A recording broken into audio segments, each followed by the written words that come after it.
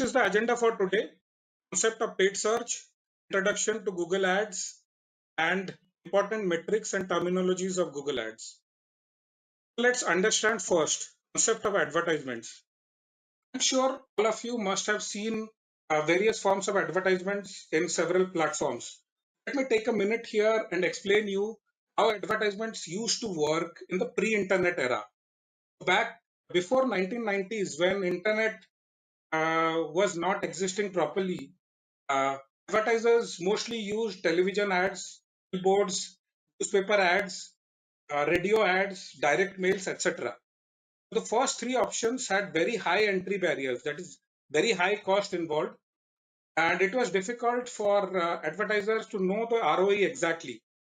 For example, Hindustan Unilever, which has amazing brand Lux. So when in the Diwali time, HUL used to come up with TV ads, newspaper ads, several radio ads, uh, billboards, etc. So at the end of Diwali, they would calculate their bump up in sales, and then they would like to understand like which method worked for them better. Unfortunately, there was no direct ways to know which was doing better. Like newspaper ads did better, or the TV ads did better. There was no way to understand who is consuming the ads. So, for example, let's say your mom is watching Mahabharat back in 1990s, and she is seeing a cigarette ad. So, would she relate to it? Probably no. Your dad is reading a newspaper and he is seeing a full page Lux ad. So, would he relate to it? Definitely no. To summarize, ads were mostly a game of companies with deep pockets. Higher you pay, the more prime slots or front page search slots you get in the newspapers. And the process was the advertisers paid money to TV or newspapers, books a prime time slot. So at this point of time, please note here there is no check in quality of the ads. Payment would depend on how prime the slot is. Let me quickly move to the era when internet started. So the first search engine was found by Yahoo back in 1994, and it came as a directory search. And within a year, we got a number of search engines which were competing for user attention. They included Magellan, Site, Infosec, Tommy, Alta Vista, to name a few. Basically, end users could browse the directory also and do a lot of keyword search also. Google came into existence in 1998 using the technology some of you might have heard is called PageRank. The point I'm trying to make here is Google joined the search engine race quite late. It rose in prominence in leaps and bounds because of the high quality search results it provided. Similarly, for paid advertisements also, Google was not the first company to start paid advertisements in search, but it mastered the game by providing a amazing interface, better quality ads, and it also helped creating a level playing field for small and medium companies as well.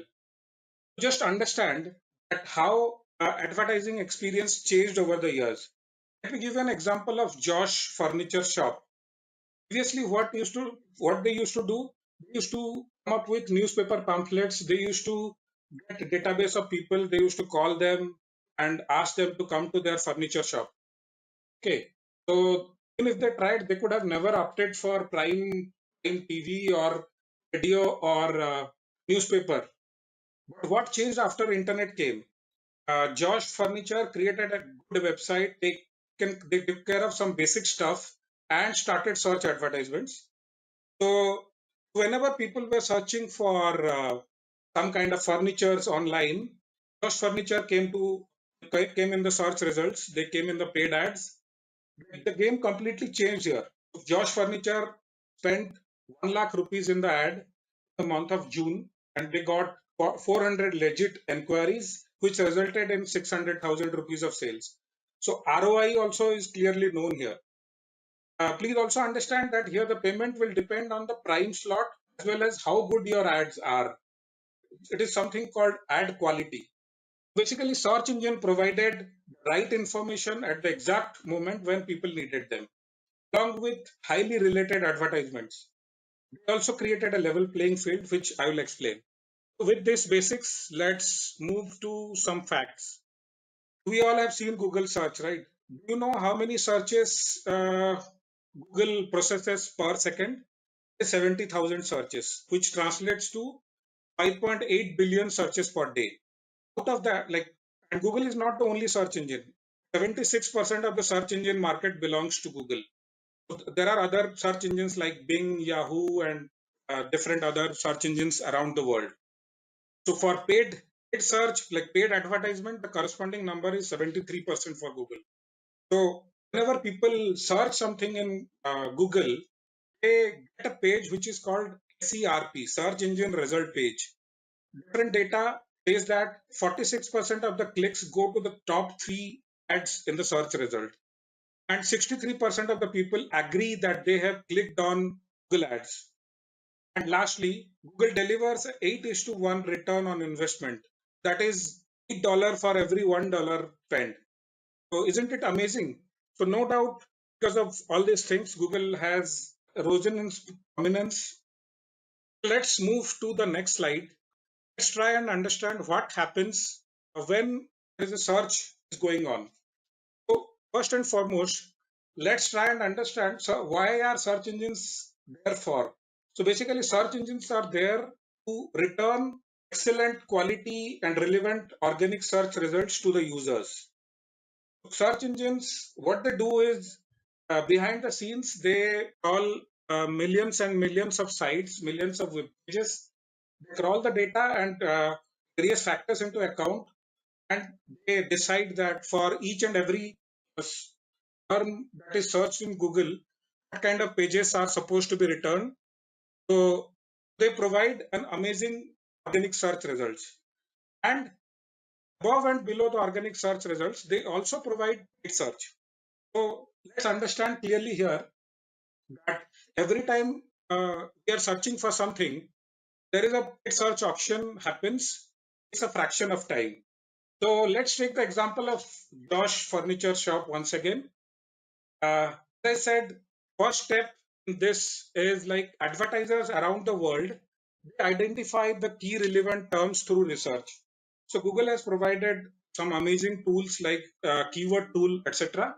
So the digital marketing person who is sitting in the Josh Furniture Shop, he researches a lot of search terms, and he decides, okay, these are the terms which would get some relevant buyers for me.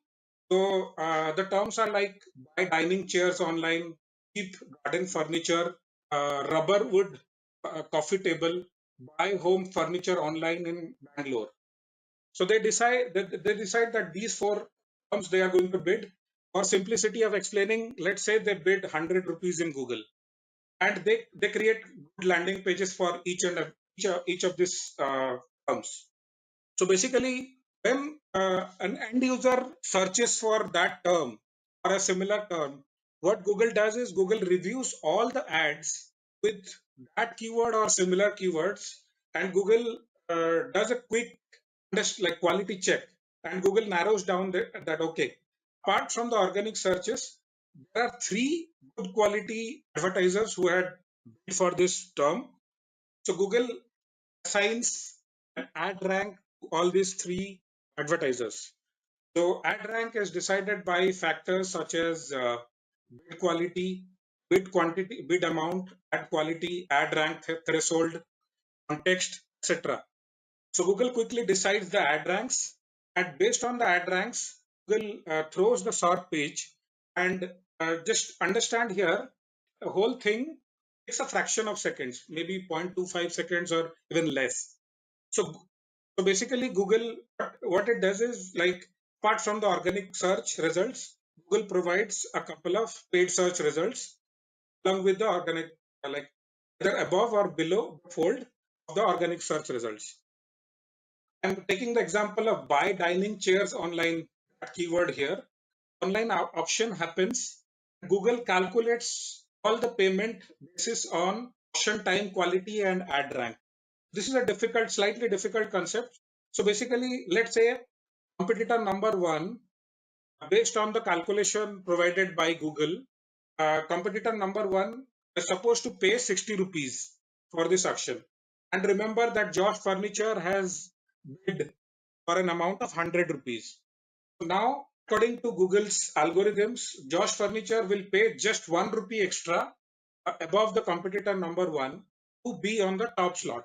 So please understand here that Josh told Google that the 100 rupees is the maximum amount that I want to pay for this keyword.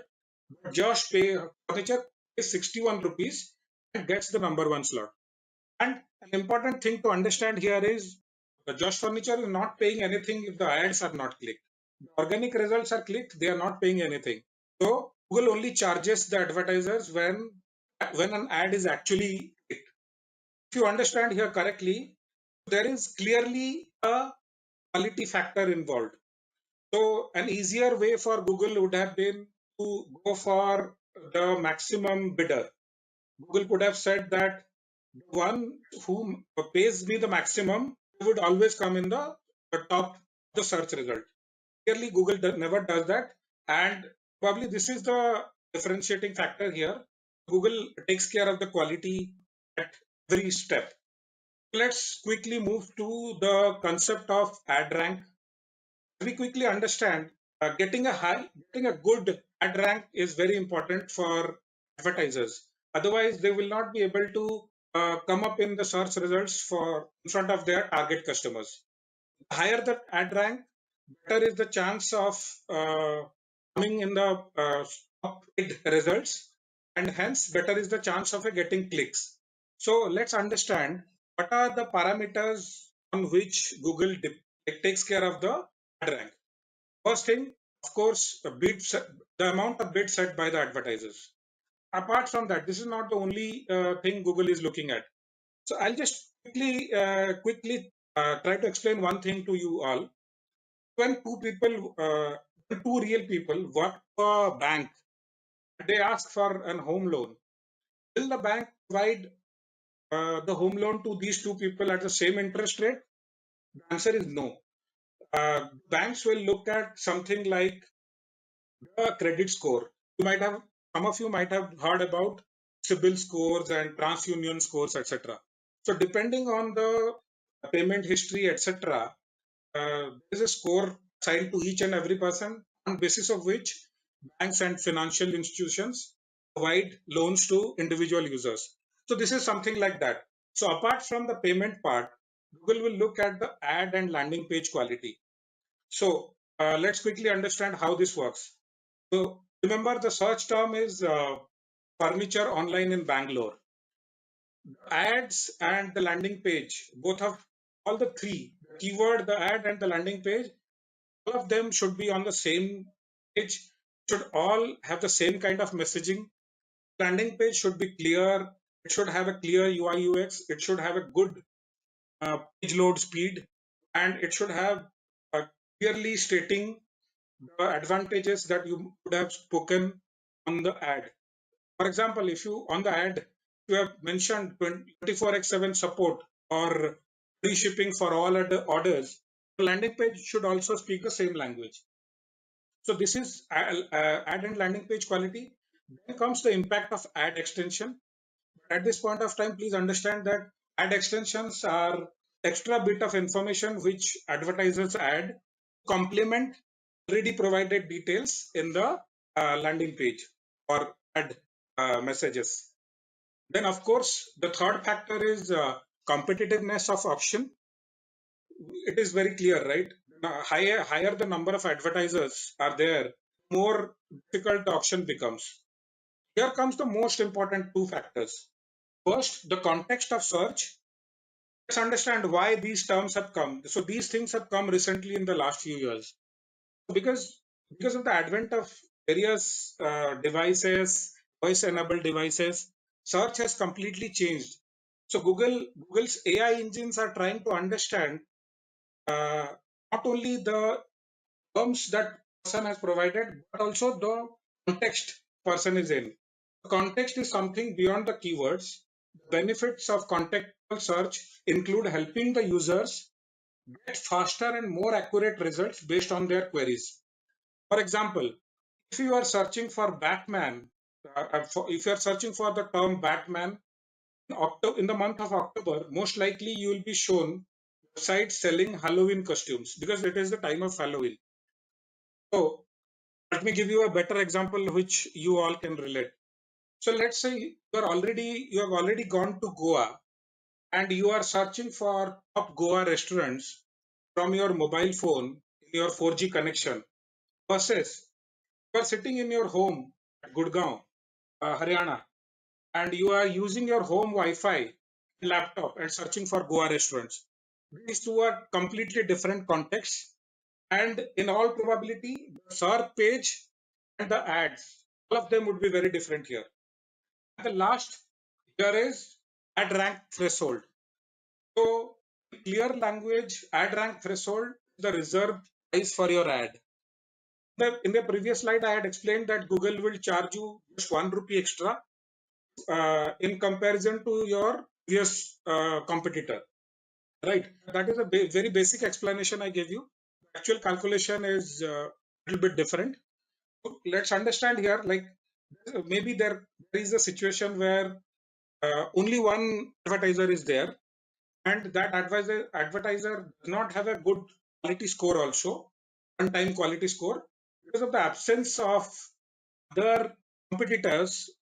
That advertiser is able to show the ads in front of Google people. So Google would not like to do that. If your bid is lower than the threshold, your ads will not show. If your bid is lower than the ad rank threshold, so let's say if the ad rank threshold is 60 rupees, and if you have bid for 50 rupees for that particular keyword, your ad will never show. And if none of your competitors are eligible to show, the threshold price, that is the reserve price, is the price you pay for the click. So let me move to the next slide. So this is in continuation with the previous slides. The advertiser which gets the higher ad rank, they are in the number one position. Competitor one has got a score of 5.6, so they're at number two, and competitor two is at number three.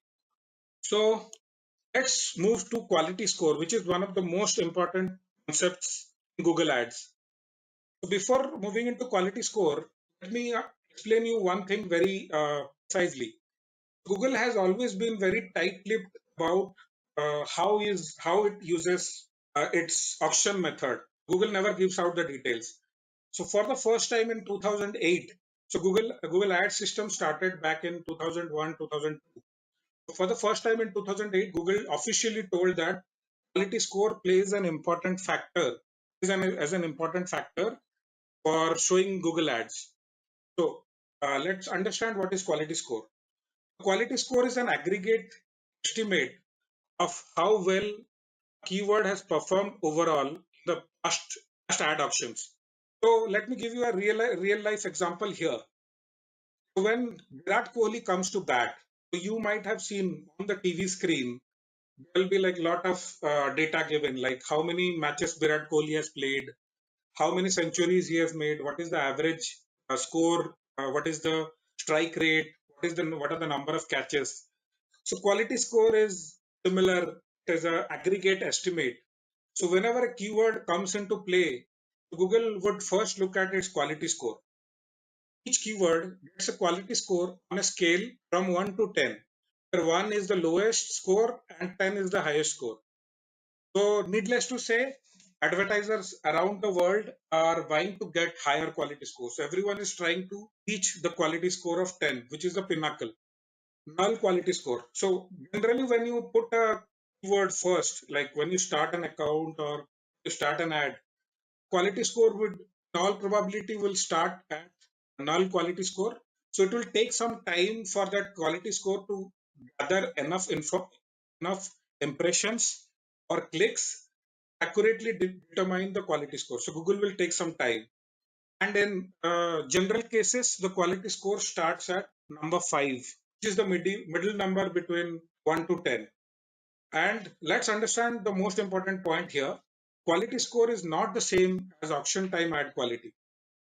It is not used at auction time to determine ad rank. Again, quality score depends on exact match impressions. For now, you have to understand that quality score, the keyword is buy chairs online.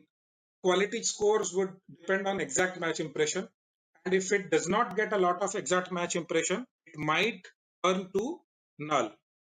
Let's quickly understand what are the factors to determine quality score.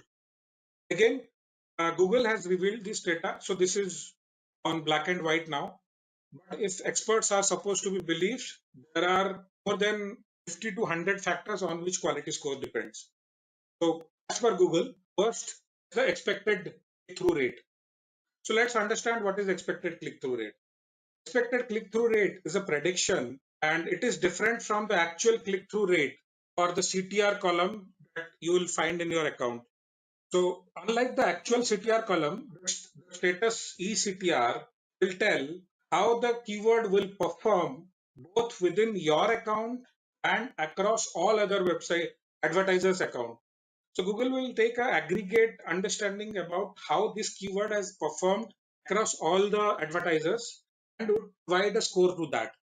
And this status will also be adjusted to eliminate the influence of ad positions and other factors that affect the prominence and visibility of ads, such as ad extension.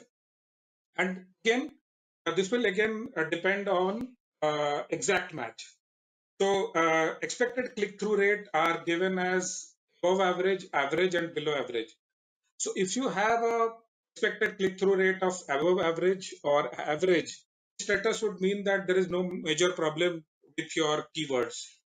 And but if you are getting a below average status, that means that you definitely should consider changing your ad text or other things to improve.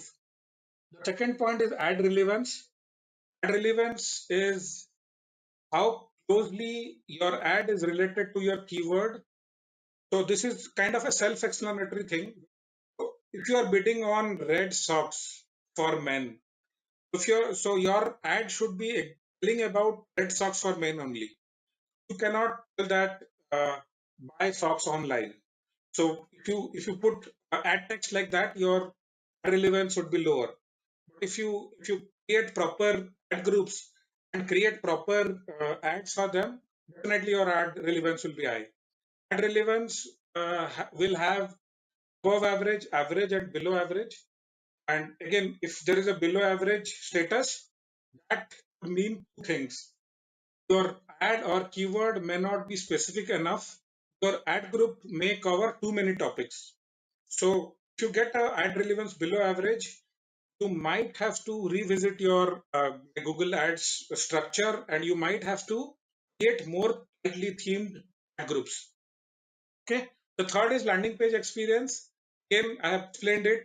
Your keyword, your your landing page should be the same page. Should talk about same messaging. Landing page should have good UI UX. Your landing page should have good navigability. Should not have a lot of pop-ups, etc. And it should have good speed score. This is how it looks like a quality score. So depending on uh, quality score will get some numbers like 6 out of 10 or 7 out of 10. And whenever you see a below average, uh, uh, like the quality score is definitely like need for you to take action. So let me give you all a pro tip here from my experience. So Google Ads is a game of continuous improvement. So you cannot create a perfect landing page and you cannot create a perfect ad and sit down on your laurels. You need to like always reevaluate things. You'll need to always reevaluate your ads, your landing page. Always look at options to make it better. Okay. So let's understand what are the types of search queries here. So search queries can be navigational, search queries can be informational and transactional. Let's try and understand what these things are. Navigational query is a search query entered with the intent of finding a particular website or web page. For example, Edureka. Now that you know that Edureka is conducting so many good quality webinars, So you do not remember Edureka website exactly. What you'll do is you go to Google, you will search Edureka. You will most probably find Edureka website on the top. Similarly, this person has searched for Best Buy. So he's in US, he searched for Best Buy and he got organic search result at the top. Best Buy is there. The point here to be noted is Best Buy as a company has bid for the term Best Buy because they would not like the competitors should show an ad on top of the page. So if Best Buy would not bid for this term Best Buy, a competitor like Walmart or a competitor like Amazon can bid on the term and come at the top for that particular search results. So this type of search queries would have decent amount of interest from advertisers. Let's quickly move to the next type of search queries, that is informational search queries. Informational search queries are cover broad topics such as digital marketing or Bangalore. So there are thousands and millions of websites are returned, and these are generally not targeted by paid marketers because the topics are so broad. It would be very difficult to get something out of here. As marketers, we should not leave it completely. So what strategies we can do for informational search queries is, one, we can write blog posts full of tips. We can create how-to videos. We can write detailed step-by-step guide. For example, if I write a step-by-step guide on digital marketing, so probably my page will come on the top of the search results. Probably design an amazing image or infographic. Third type and the most important type for marketeers is transactional search queries. Transactional search query is a query that indicates an intent to complete a transaction, such as making a purchase. Here, so recently I am facing a lot of problems in my laptop. So I am trying to get a good laptop deal here. So what I did is I went and I searched in Google for buy Lenovo laptop online. So try and understand. Before typing the search queries, I would have done a lot of informational search queries as well. When I searched for buy Lenovo laptop online, what I can see is like Lenovo is already at the top of.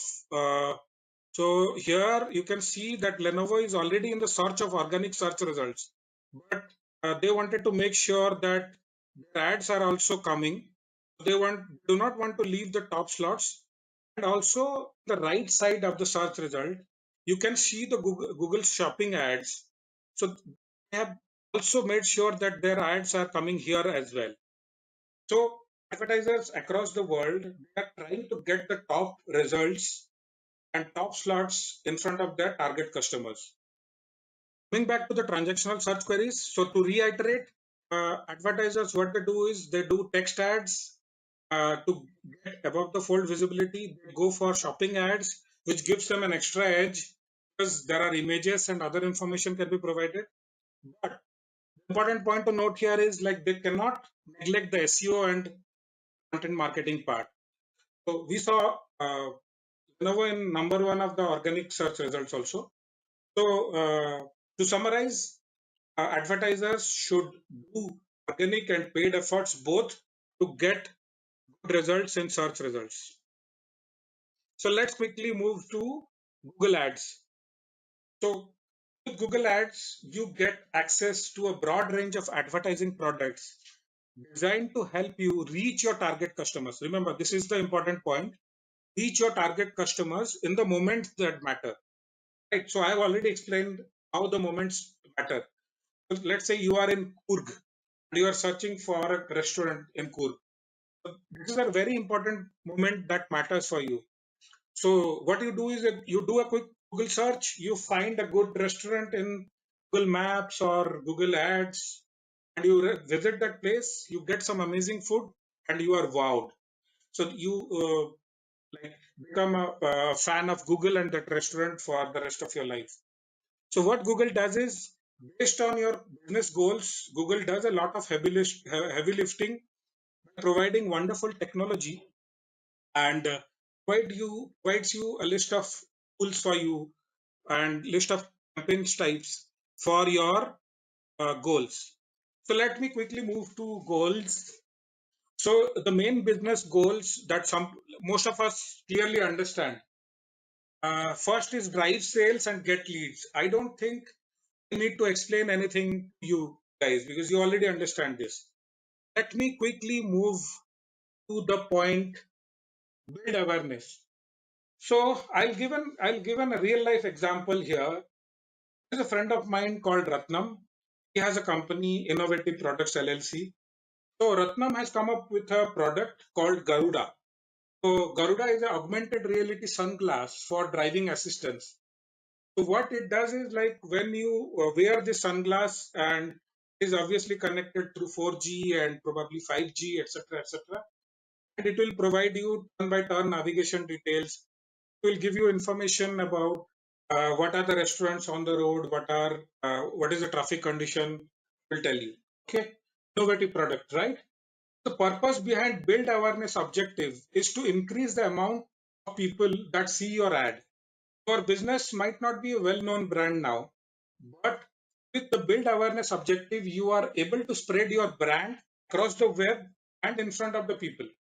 So now, once you start these kind of ads, people will start recognizing your brand, your logo, and your product. I'll quickly tell you about the theory of 16 impressions. You might have probably heard it. A brand needs at least 13 to 16 impressions to be registered in a prospective customer's mind. We do not, this is all happening in subconscious, right? So we when we think about laptops, we think about Apple, we think about Lenovo. But how do these brands have done this? How do the brands have done this? That is through continuous impressions. Needless to say, these type of campaigns, like build awareness type of campaigns, will emphasize the number of impressions over the number of clicks. Let's understand quickly how it works. Imagine you are a new business and you have just invented a new product. For example, Garuda. Because this product has never been seen or heard before, so no one is searching about it. No one is searching for a virtual reality sunglass, right? Your advertisement goals for this new product should be like bring it in front of a lot of people so that people understand, okay, such kind of product also exists. So they should learn about your innovations also. So the build awareness objective is a good marketing objective if you're starting a new business or have a new product which is not widely known to the people. Also, it is a good example if you are expanding your business to a new area or introducing customer to what you offer. There's a new business goal for you. Another example for it can be, let's say there is a popular South Indian restaurant called Chutneys in Hyderabad, and it is expanding to the city of Amritsar, which is popularly the city of parathe and chole kulche. So they are going to the city of Amritsar. They need to create an awareness in front of the people that such kind of food habits can also be there. Okay, let me quickly move to the next topic, that is influence consideration. So consider influence consideration as the next step to build awareness. Now that you have built awareness on the innovative product Garuda, is the next step.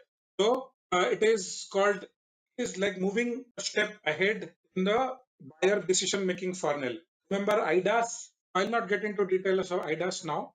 Basically, how it works, influence consideration objective includes something called in-market audience targeting and engagement ads. So in-market audience are consumers who are actively researching, comparing products across the Google display network. Let me give you an example of my case. So as I told you, my laptop has started giving problems. Okay. I've started searching to buy a new laptop.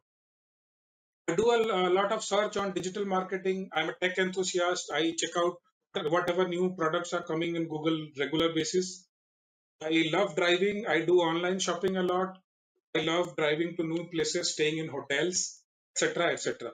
Also, I invest in stock markets and mutual funds. So, without me knowing, Google has collected all this data about me, and Google has put me into 10 different sets of in market audience, or I'll not get into technicals, but Basically, you just need to understand the term audience. So does that mean that Google has given my name, Abhijit Panda, to these people, to my advertisers across the world? No. So Google has anonymously created list of audiences where these kind of people are there. Imagine I'm Lenovo. Okay, so I need to show my laptop ads to people. So now Lenovo knows that I am the in-market audience of buying a laptop probably. So Lenovo will start showing me ads in the Google Display Network. So these kind of engagement ads gives customers more information about your business. So basically, through these kind of ads, you can display your product information in front of thousands of people who are target customers. So influence consideration objective is for businesses who have to differentiate from similar products of their competition. This feature allows you to educate your customers about your specific product or service in order for them to understand why they should be buying from you. So you are creating a differentiating factor for yourself to this. The fifth business goal is promote your app. We are talking about the types of Google ads here. Search ads. Search ads, I don't have anything much to explain anymore because a lot of it has already been covered in the past few slides. Google search ads appear on Google Search Network. So Google Search Network is not only the Google site, it is a group of search related websites. So your ads can show near the search results when someone searches with terms related to one of your keywords. And what are the types of ads in the search network? So they are text ads, dynamic search ads, all only ads, shopping ads, image and video ads. So let me quickly move down to the next slide. Google Search Network. The Google Search Network comprises of not only Google Search, also Google Play Store, Google Shopping. So it is like, if you do not know, it is google.com/shopping. Then there is Google Image and Google Maps. Also Google Maps app is also there. And let's understand about non-Google sites as well. So there are a lot of non-Google sites also in Google search networks who have a search functionality embedded in their website. So for text ads, search partners would include hundreds of non-Google websites as well as Google Video and other Google sites. For product shopping ads, search partner sites that display and link products for sale. So this is the Google Ads account structure. So we have an account which is a unique combination of email and password. Inside the account, we have different campaigns. Each campaign would have different sets of ad groups. Inside the ad groups, there will be ads and keywords specified. So this is very important. Whenever we are planning something, we need account structure perfectly. Okay. And again, every account will have certain budget specified. So last point here is the keywords. For text ads, keywords are very important. These are the keyword match types that Google provides. First is broad match, an exact match, broad match modifier, phrase match, and negative keywords. So let me quickly explain with example what are they. So let's say I am a seller of red socks for men and women. So if I am writing red socks like this is called an exact match, and my ads will only show when someone searches for red socks.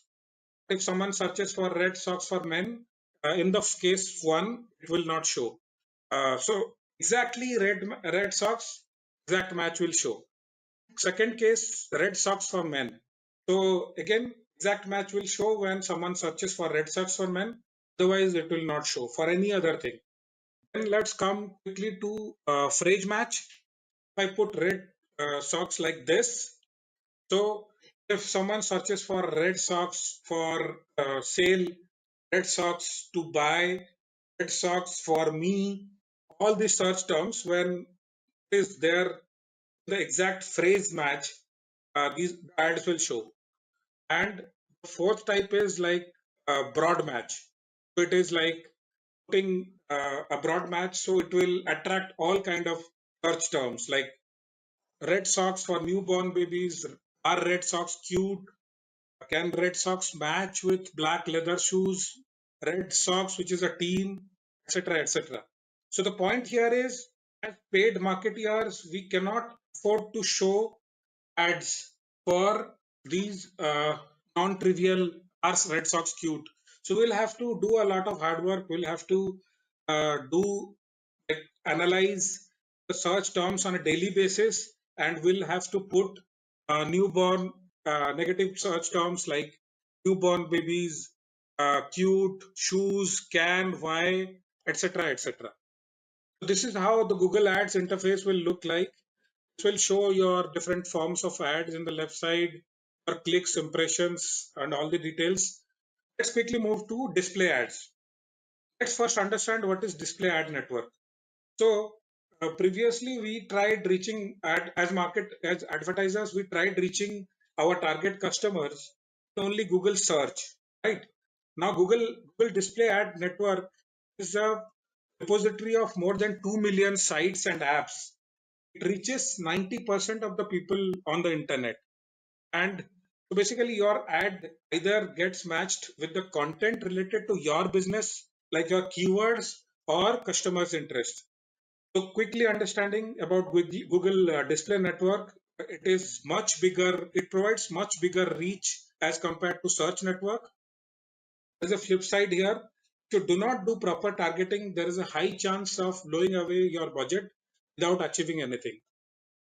Quickly understanding about display ads. So in case of search, there were three different parties.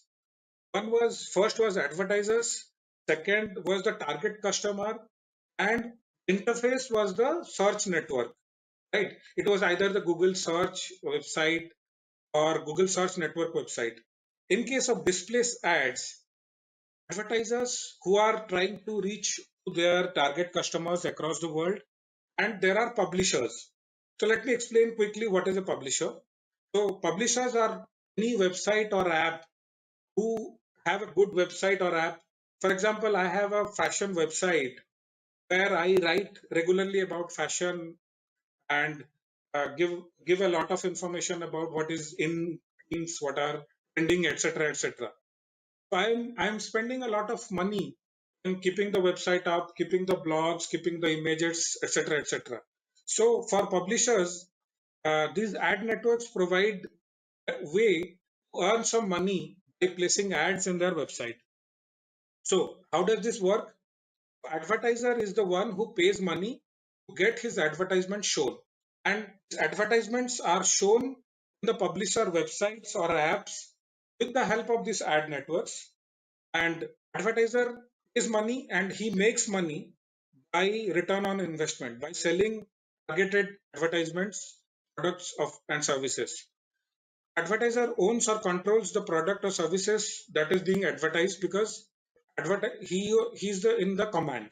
Similarly, publishers earn money by giving away slots in their existing website or existing apps, and advertises actual products or services and drives the users to publisher's page, fill out the form or make a purchase.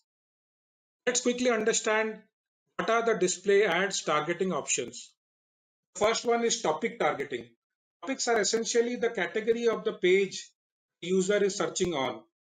So naturally topics can be very useful for display advertisements. For example, taking the example of Josh Furniture. Let's say Josh Furniture provides mattresses for beds. So a good topic for Josh Furniture can be home and garden plus bedroom plus bedding and linen. So these are topics which are already provided by Google GDN net, like Google interface. And if I'm trying to sell a mattress, I can quickly select this topic and I can quickly move with my advertisements. Second is interest categories. So there is something called in-market audience. So in-market audience are users who are actively researching or comparing products or services across the Google Display Network. So Google is collecting all this information through cookies. Google is able to understand that, okay, this person, Mr. Abhijit, is actively looking for laptops, or Mr. X is actively looking to buy a car. This audience is very valuable, as uh, these guys already have moved further down in the funnel. So they have already, like, they have a need, real need, and they are looking for the real product to buy. A good example can be if I'm a Kia car dealer. So all of you might know that Kia is a new brand which has come to Indian market in probably last 1 or 2 years. So a Kia car dealer can target folks who have been shopping for Hyundai or Maruti. So it becomes very easy for them to target these people to these audiences. Second is affinity audience. Affinity audience takes a broader view in allowing advertisers to target users based on their interests. So unlike in-market audience, so in the previous example I have explained in-market audience, affinity audience are not necessarily in the market to purchase a product at that very moment. They are actively searching. So in my case, Google knows that I search a lot on display marketing. I search a lot about restaurants, hotels. I travel a lot. I search about cars. So probably I'm in the affinity market uh, list for all these topics. And the best part I love about Google is that it gives standard options, plus it allows you to mix and match things. So then there are placement targeting. So for example, I am the Kia car dealer. Okay. So I have a list of 100 websites, 100 top websites, which car lovers frequent. So what I do is, instead of going for topic advertisements or interest categories, I just put my ads in these top 100 websites, because anyways, anyone who is going to research about cars is going to all these top sites. And here an idea can be like, you can do a lot of research, you can make a list of 100, 200, 300 websites, and you start, or you can choose to go slow here. You can make a list of 20, 30 websites first, then keep on adding. Fourth one is contextual targeting, which is targeting by keywords. It works a lot like Google text ads. So we pick up keywords, and Google searches for these keywords for in the websites, and Google places our ads in the corresponding websites. Fifth one is demographic targeting. So demographic targeting would include age, gender, and parental status. I'll quickly explain this with the example of a marketing guy at Friends adult diaper.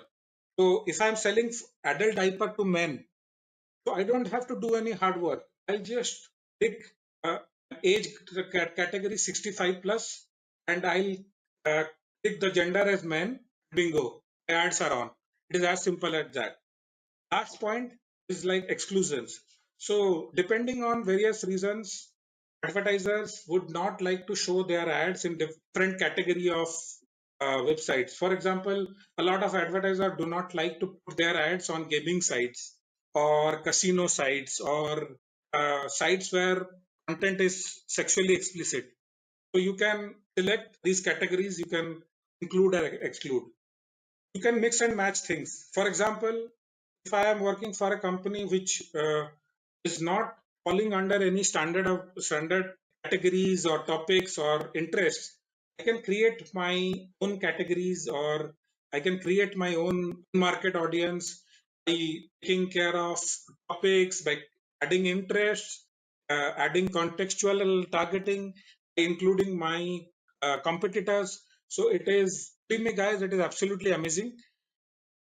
So video ads, again, it is a complete science, and there are different forms of ad. Skippable in-stream ads are ones which are can be skipped after 5 seconds, and they appear on YouTube watch pages and across websites and apps which are in Google Video Partners. So please note that there is a Google Search Partner Network, there is a Google Display Partner Network, and there is a Google Video Partner Network as well. Non-skippable in-stream ads are the ones which are non-skippable. So here you get maximum 15 seconds to provide your message.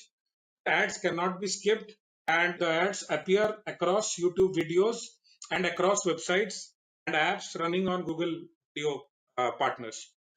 Then the third category is video discovery ads.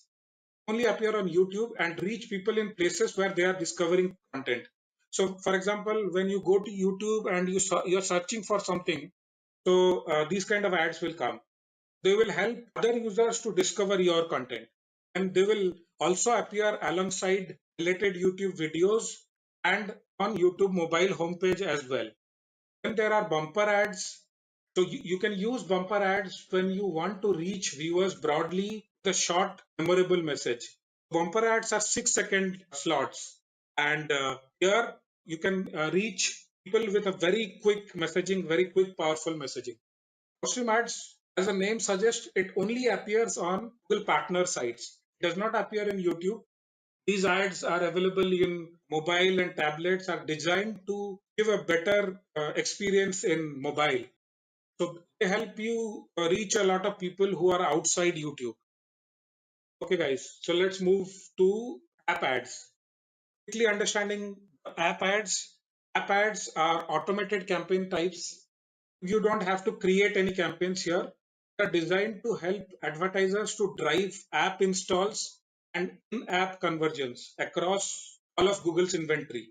So basically, we need to understand that there's a lot of app churn goes on. And then if you come up with your app, it's very important for the right end users to discover your app. So Google provides Google like app ads for this purpose so that you can put your ads directly in front of the target customers. They have like two different methods. One is cost per install. So as the name suggests, here the advertiser is willing to pay a certain amount for each install. For example, if I have a budget of $100, I say that I'm willing to pay $2 for each app install per day, like, and my budget is $100 per day. Probably I'm targeting 50 app installs to app.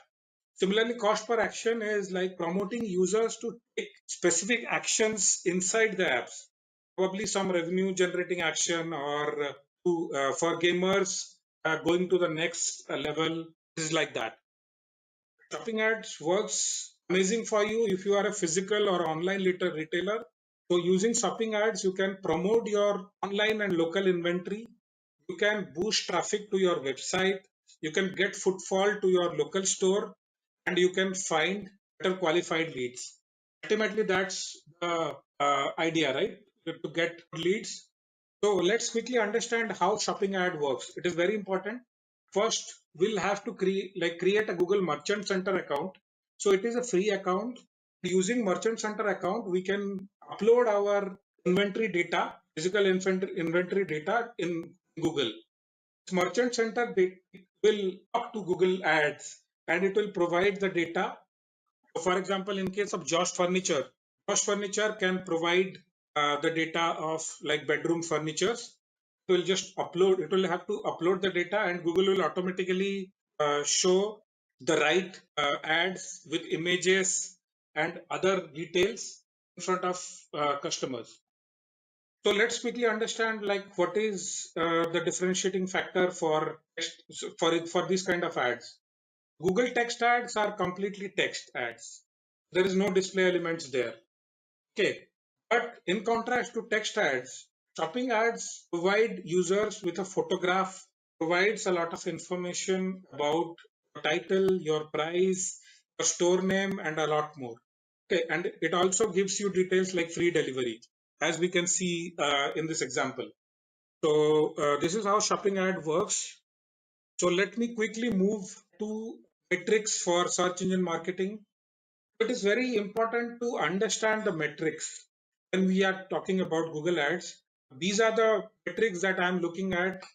Their impressions, impression share, cost, clicks, cost per click, conversions, click-through rate, cost per conversion, quality score, ad position, view-through conversions, etc., etc. So let's quickly understand impressions. So an impression is counted each time your ad is shown on a search result page or other sites in Google search network. So it is pretty straightforward. So this is the Google ad interface where we can see how many impressions are there. The next point is impression share. So it is a competitive matrix. So impression share is provides us with a comparison, like what is the number of impression that an ad receives divided by estimate number of impressions that were available. So let's take an example of Josh Furnitures here. So let's say my daily budget is like just 1,000 rupees. Okay. And per cost click is like click through rate is like 100 rupees cost per click. Like within very soon, I'm exhausting my number of clicks and number of impressions. So if I would have increased my budget, probably throughout the whole day, I would have got 1,000 impressions. But because of various reasons, I only got 100 impressions and 10 clicks. So my impression share is 10%. Impression share, it shows the opportunity that an advertiser has in terms of reaching out to new audience. It also reflects the performance of your ads, and it also gives you performance of the competitors' ads. So like Josh Furniture, I know that I'm just getting an impression share of 10%, but other competitors are getting 50% impression share. So they are in front of the target customers 5 times more than me. This is definitely a point to ponder, right? It will depend on target settings, approval status, and quality score. If the quality score goes down, I, as a advertiser, can lose on impression shares as well. Metrics, second, this one is pretty straightforward. Cost is shown across various levels. It is shown for keywords, for ad groups, for campaigns, and at account level. Costs, we need to look at costs at every single point of time to know how we are doing. Ideally, the cost would have been on the lower side, but actually it is a function of how big the campaign reach is. So probably the better data to look for is clicks and cost per clicks. So what is clicks? We all know, like we all have clicked ads in Google Ads, right? So clicks signifies user interest. When a user is seeing something on, let's say, Google text ads or display ads or wherever, whenever, so they skim through all the data. They look at the organic search results. They look at the paid search results. The one which applies to them most, the one that connects with them most, click that. So if a user is clicking on the ad, it means the user has found the ad relevant and wanted to know more about the product or service. Again, big data is available at all levels, at keyword level, ad group level, campaign level, and account level. And it helps advertisers in deciding if the ads are creating required engagement. And generally, the higher the click is, the better it is. CTR, next metric to look for is click-through rate or CTR. So click-through rate is the ratio that denotes number of users who clicked the ad versus number of users who saw that. So in simple terms, it is the number of clicks divided by number of impression. And CTR is a very important metric to look forward to because it is the CTR which has a direct impact on quality score. So the higher the CTR is, Google will know that your ad is very relevant, people are clicking it. So it will probably start providing a higher quality score to your ads. Next metric, cost per click, very important metric. It is calculated by dividing the total cost of campaign by the total number of clicks it received. Or if you are looking for a keyword at keyword level, it is like total number of total clicks it has received and total amount it has which has been spent on that particular keyword. We should understand that cost per click, we should, as marketeers, we should always try to optimize the cost per click. So cost per click should gradually go down. So a lot of factors such as ads, landing page, geographic targeting, etc., is used for optimizing and reduce CTR. The next factor is convergence. It is a predefined action. For example, if there's an e-commerce site and you have put a payment gateway and finally if you want the user to pay at the end of the transaction That is considered as conversion in case of e-commerce probably. But in case of normal like product or service website, it can be as small as a phone call also. It can be as small as a form fill up also. We need to define conversions properly, and we need to look at conversion data for proper optimization. Next data is cost per conversion. It is the total cost incurred in a campaign by the total number of conversion generated. For example, if in a campaign which I ran for a week, if I got total 150 leads by spending 10,000 rupees, then cost per conversion would be 150 divided by 10,000, which is 66.66 rupees. So cost per conversion is very important because finally it will give me the ROE of the campaign. Lower the cost per conversion, the better ROI is. And quality score, I have already explained quality score. It is a aggregate score, comes on a scale of 1 to 10, and advertisers are always on the lookout to optimize quality score. It depends on expected click-through rate, ad relevance, and landing page experience. Ad position. So depending on your ad rank, your ad position is calculated. Ad position is available the keyword level. Now Google has gradually started not giving the ad positions also. Cost per mile, it is a display ad metric. It is like when advertiser is only charged when ads appear in front of prospective user 1,000 number of times, so 1,000 impressions. So CPM method of billing is mostly used by an advertiser when objective is brand awareness, which I had already explained.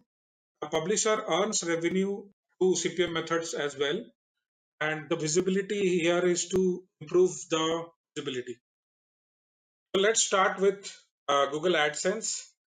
Google AdSense is an ad network run by Google to which website publishers in the Google ad network of content sites serve different kinds of ads like text ads, image ads, video ads, interactive media ads that are targeted to the target audience of the advertisers.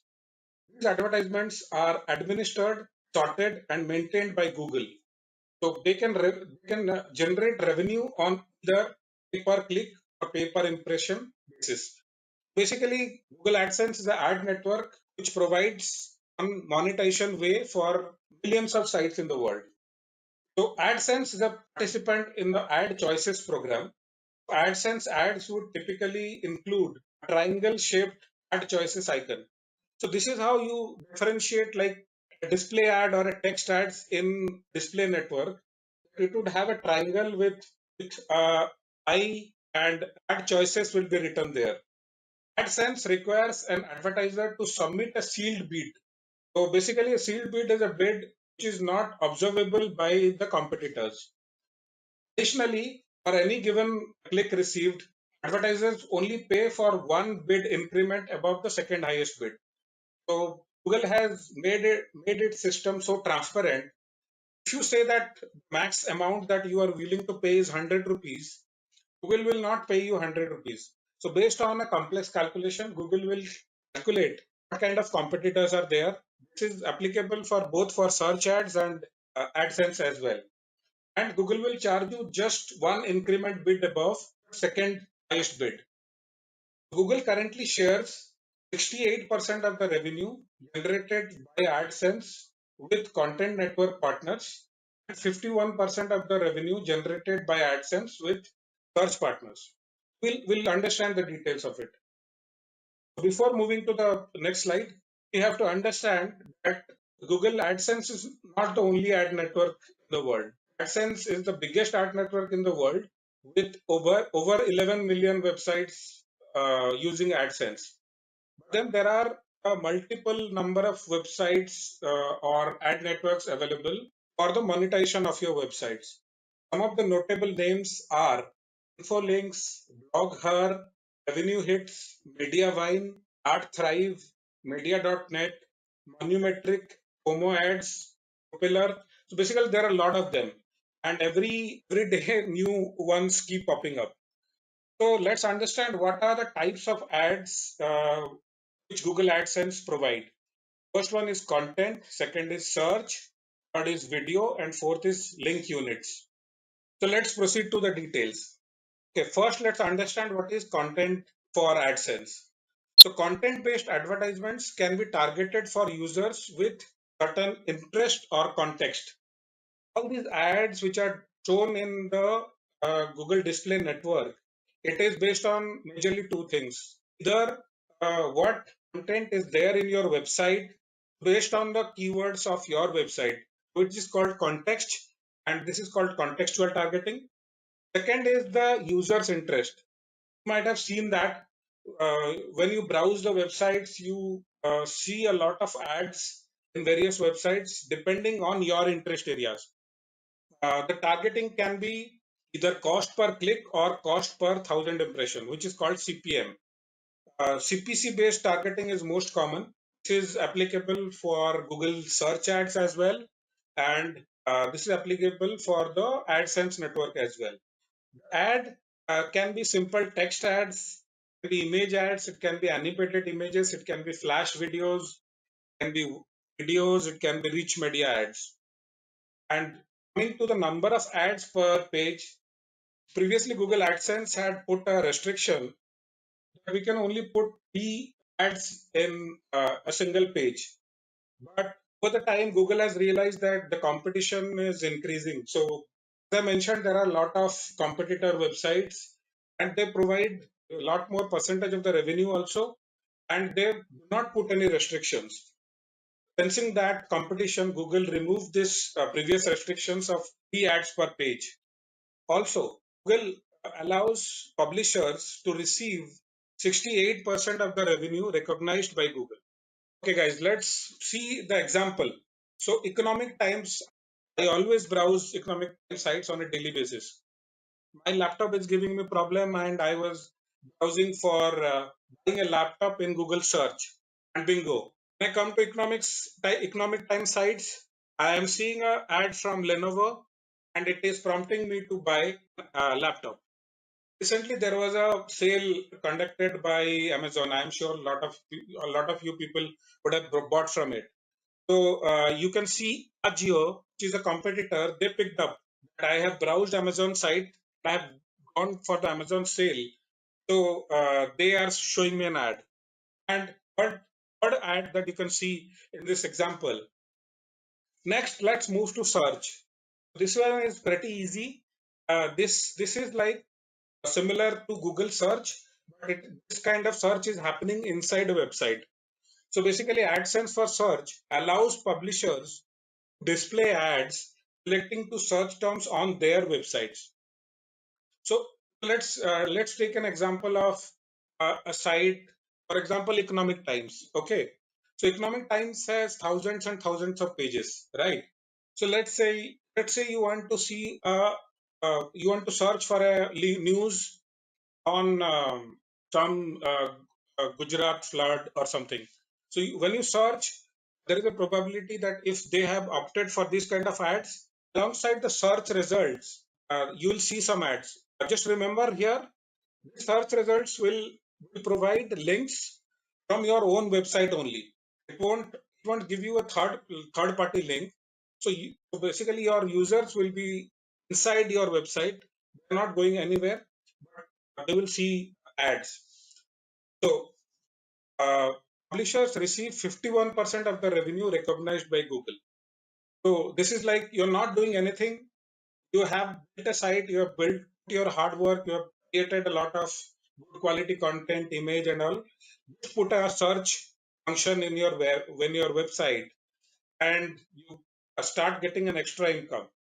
So if the site has already built-in search functionality, a lot of sites have that, right? They already have a built-in search functionality.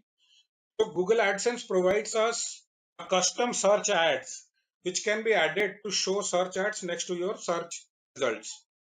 Alternatively, if you do not have a custom search engine, if you do not have a search engine embedded, Google AdSense gives you a custom search engine which can be added to your site where readers can search the site and see targeted ads.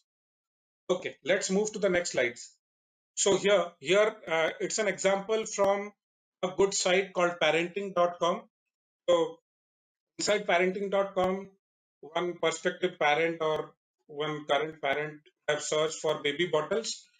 So he or she has got some organic search result that are displayed below. The and ads by Google is displayed in a box and it is highlighted properly. Okay, let's move to the next ads, that is video ads. AdSense for video allows publishers with video content to generate revenue using ad placement from Google's extensive advertisement network. You have to remember one point here. All the like if you are showing a video ad to be displayed, that has to be definitely hosted in Google uh, YouTube channels. Okay, so let's understand what are the types of ads which are displayed alongside your video content. So it can be video content, it can be overlay ads, it can be full slots ads. So let's understand what kind of video ads can appear inside your video content. A video ad can appear before, in between, or after a video content. So, like when it comes before, it is called pre-roll. When it comes in the middle, it is called mid-roll, and when it comes at the end of your video, it is called post-roll. Okay. Here we can see the standard non-skippable videos, and they will come in the formats pre-roll, mid-roll, and post-roll. And then there are true view videos which can be skipped after 5 seconds. So these kind of videos can be shown alongside our existing video content. Second is overlay ads. Overlay ad is a text, image, or a rich media creative that usually appears over the bottom third of the content. Can you see the image? It is pretty clear. Like I'm sure you would have getting these ads on a daily basis. Fourth, this one is a bit tricky. This is called full slot. So full slot ads are text ads, image ads, or rich media creatives that appear before or on pause or after the content. The trick here is users need to close this ad before continuing to the video content or next video. There is a difference here. So let's proceed to the next type of ads, that is link units. Link units are closely targeted to the interest of your users. Because users directly interact with the ad unit, they may be more interested in the ads they will eventually see. Let me quickly show you what a link unit looks like. I'm sure you would have seen these. So you also quickly see that there is an ad choices icon here which differentiate an ad from the generic website content. So coming back to the link units, AdSense publishers are paid for clicks on the ads. And ads on the linked page are pay-per-click Google ads, similar to those shown in regular AdSense ad units. So basically, this is like a kind of a text ad, individual text ads created into a unit. And last point, link ads are responsive by default. They allow you to support a wide range of devices. Because nowadays, ads can come in any devices. It can come from computers and laptops, phones, tablets, and there are multiple screen sizes, there are multiple resolutions. So by default, Google has made the ads responsive. And we'll have to remember one thing here that Google does not disclose how much it is for link units. Let's understand how does Google AdSense work. So it's actually pretty simple. I'm sure you would have, some of you would have tried installing, like installing Google Analytics code.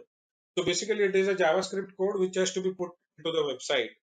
So Webmaster, a publisher site, is the site which is willing to participate in AdSense program, inserts the AdSense JavaScript code to the website, and bingo, it works. Start working from that point. Each time the page is visited by an end user, the JavaScript code is fired and it fetches content, like it fetches a write ads based on either context of your website or interest of the users and start showing ads. It is as simple as that. So a contextual advertising system scans the text of a website for keywords and returns advertisements to the web page based on these keywords. The advertisement may be displayed on the web page or can be also displayed as a pop-up ad. For example, if the user is viewing a website pertaining to sports, like I'm sure you must be browsing a lot of cricket websites. So when you are browsing this website, you must be seeing a lot of advertisement related to sports related company. For example, sports goods sellers or other sports websites, etc., etc. Contextual advertisement, also called in-text advertisements or in-context technology. My personal take here, contextual ads are less irritating than traditional advertisements. That is why it influences users more effectively. It shows users the area of interest or expertise of theirs, and thus increases the chance of receiving a response. Let's understand, like, how do we get paid? How do the publishers get paid using AdSense? So AdSense payment cycle is monthly. Publishers accrue estimated earnings over the course of a month, and then at the beginning of the following month, their earnings are finalized and posted as balance on the payments page. If the balance exceeds the payment threshold and if there is no payment holds, publishers will be issued a payment between the 21st and 26th of the month. So, let me give you an example. So let's say Josh Furniture start display ads using Google AdSense. They accrue estimated earnings throughout the month of July. Okay. Let's say the payment threshold for their account is $100, which is kind of default for a lot of parties. For the month of July, it will all be calculated, it will be accrued. By August 3rd, they will see their July month finalized total earnings credited to their AdSense payments page. So it is not credited to their account, it will be credited to their payments page. If that amount has gone more than $100, so if it has increased above their threshold amount, then they will get Josh Furniture will get a payment for their July earnings and any other credits as a lump sum payment in and around August 21st. Also, AdSense would need information about your tax information, your personal identification details, and address. You also need to select a payment method. So these are the different payment methods. AdSense has been very lenient here, depending on different countries and rules of the different countries. They use the various methods like payment, electronic fund transfer, wire transfer, Western Union, Quick Cash, Rapida, and EFT. So also we need to remember that depending on what method you select and depending on what method is available in various countries, it might again take some time in getting this payment. So let's understand the do's and don'ts. What should we do to maximize our AdSense income? First point, produce good quality content that attracts and engages users and provide good user experience. Create and maintain a content calendar around a theme.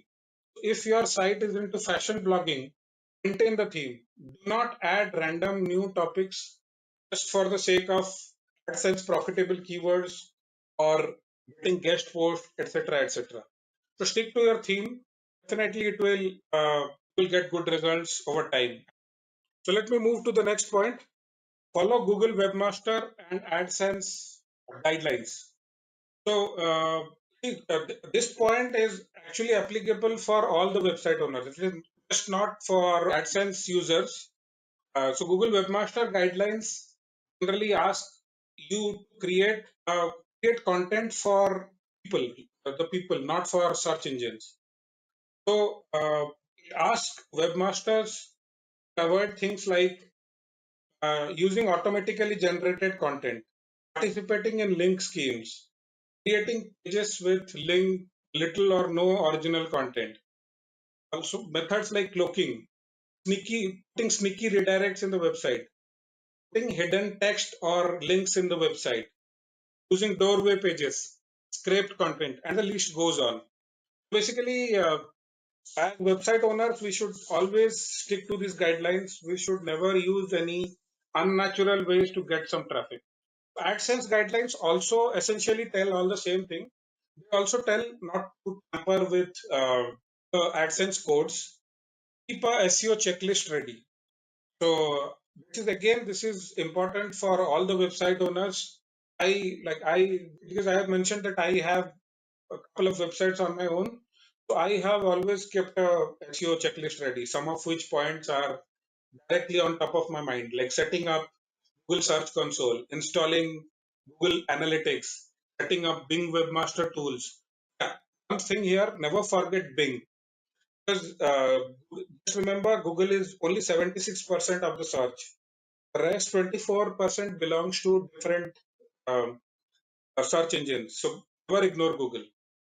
Coming back to SEO checklist, setting up Bing Webmaster Tools, submitting XML sitemap to search engines, prepare your robot.txt file, use rich snippets, keep the URL SEO friendly, write long form content, include primary keywords in the first paragraph, focus on maintaining keyword density, and the list goes on. I don't need to tell all the list to you here. You can easily create one for yourself or search for a good one. A lot of uh, sites that are available in the internet which can give you a free one. Fourth point, keep an eye on cost per click column while doing a keyword research. So it is commonly believed that traffic is directly proportional to money in blogging. But this is not accurate in terms of AdSense advertisement.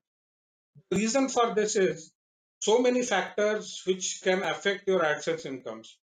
Some of them are your ad placement, which is very important, your ad types, your traffic sources, and most importantly, the AdSense cost per click. So, if you are using keyword research for your website, keep an eye on the cost per click factor. I use SEMrush as a tool, and I would highly recommend using SEMrush tool.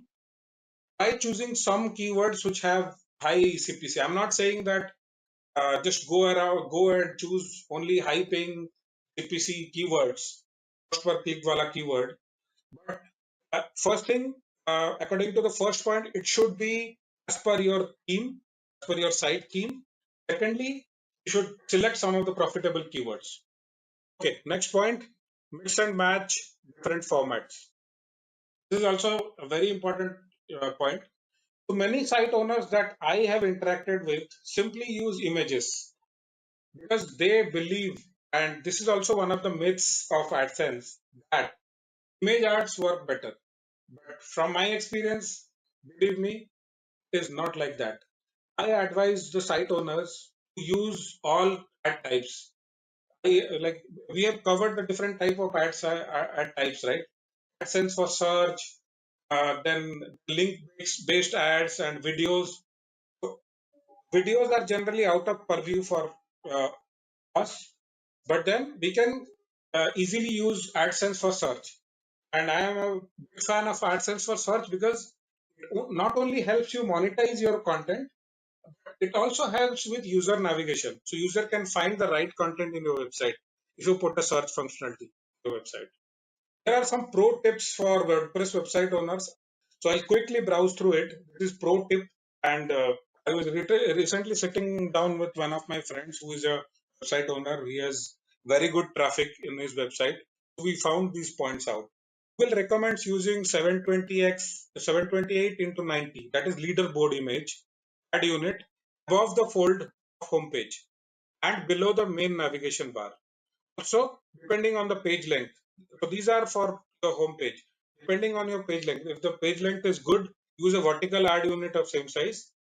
Test different ad units like either 160 cross 600 or 300 cross 250 medium rectangle in your sidebar. or your blog page. Again, website owners are they thrive on their blogs, so it's very important for them. Is P36 cross 280 large rectangle ad unit at the top of the article. Use a similar ad unit at the end of post before the comment section. Similar to the home page is a skyscraper or a medium rectangular ad unit in the sidebar.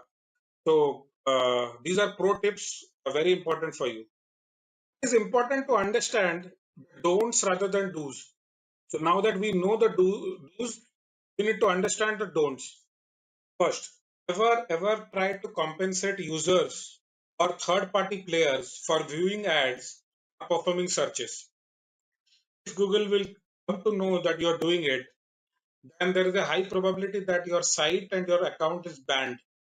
Never ever encourage users to click Google ads using phrases like click the ads or support us. Never try to draw user attention to the ads using arrows or some graphical gimmicks. Never try to place misleading images alongside individual ads. Basically, ad units should be very clear. Unit should clearly say that these are ads. So to place anything nearby, Google is not gonna like it. Never place ads in a floating box script. Google does not like it.